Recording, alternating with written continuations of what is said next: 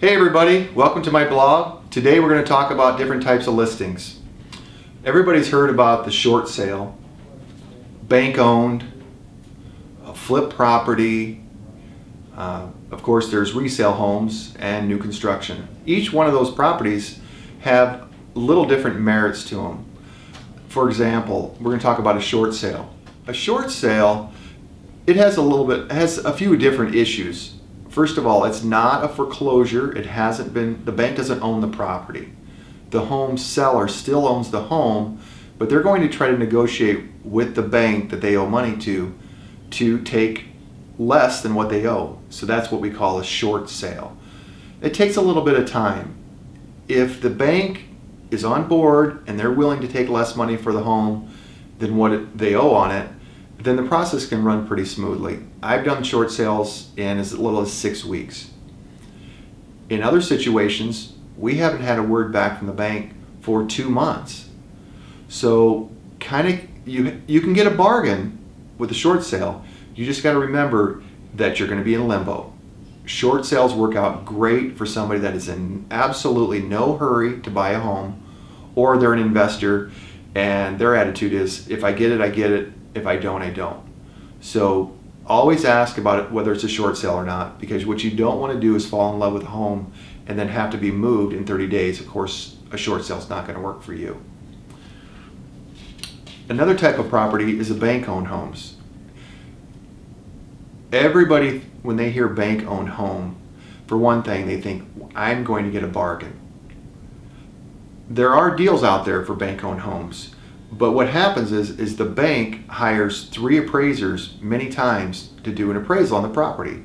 So they take into consideration that it needs new carpet, new paint, maybe the sellers took the appliances out of the home. So those are all the things that you have to consider when you buy a bank-owned property. Most of the time, these homes are in major disrepair, and if you have the cash for the down payment, 20% down, maybe 30% or 40% depending on the condition, then these can be a good deal for you, because you'll buy it for 20% discount, let's say, and then you'll put maybe 10% of that investment back to get the house up to speed, and then you have 10% in equity. But if you're a first-time home buyer or a buyer with little money to put down, you'll probably need to stay away from a bank-owned home, because that's not going to be the type of property that your lender is going to want to loan money on. Another property type that we have is an investor flip.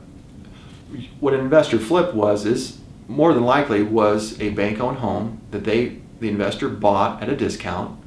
They went through and they did all the cosmetic fix-ups. That can be really nice. The problem that you have there that you have to be aware of is a lot of times all the investor did is put a coat of paint.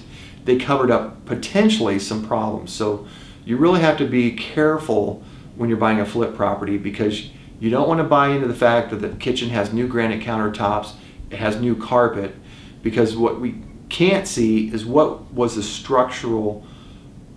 house like before they put in these new cosmetic fix-ups. Be very careful. Even the investors, sometimes they don't know all the problems that home had.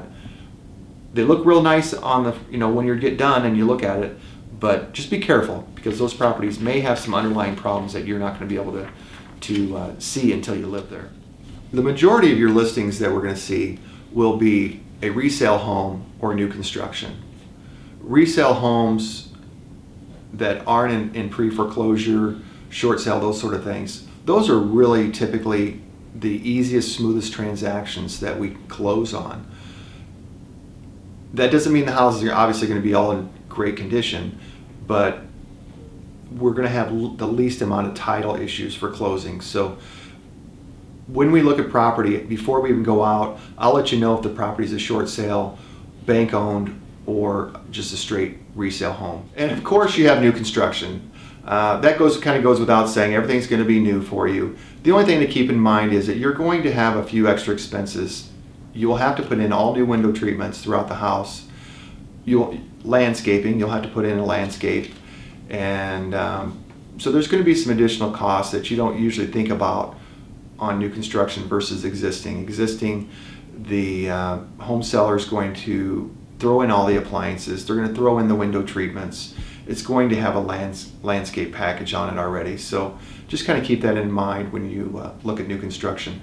I have sold over 200 new homes, custom homes, and if you want to sit down with a custom builder, I can kind of help direct into which direction may be the best way to go for that. Because there are a lot of builders out there, and unless we sit side by side, apples to apples with the amenities list, it can be a little confusing, and we want to make sure that you're getting exactly what you pay for. So that pretty much wraps up the different types of listings on the market here in Omaha.